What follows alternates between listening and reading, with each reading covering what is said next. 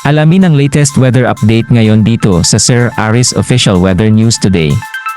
Itong habagat o southwest monsoon kung saan ay halos buong bansa ay naapektuhan nito. Kasalukuyan, wala po tayong binabantayan na low pressure area o bagyo sa loob ng ating Philippine Area of Responsibility.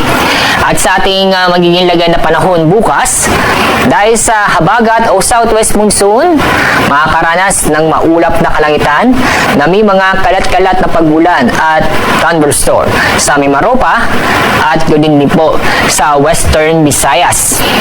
Paalala sa mga kababayan po natin sa mga nabanggit kong lugar, mag-ingat po tayo at maging alerto dahil sa mga pagulan nito na posibleng magdulot ng pagbaha o pagbuhon ng lupa.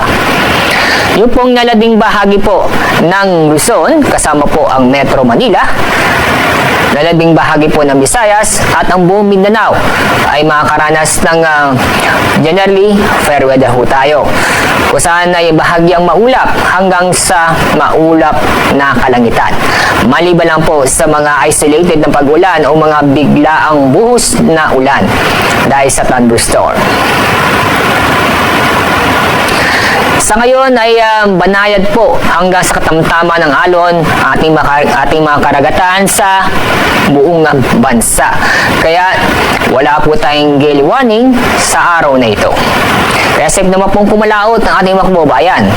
Paalala, mag-ingat po tayo lalo po sa bandang Mimaropa at Western Visayas dahil sa maulan na panahon sa susunod na 24 oras dahil sa habagat.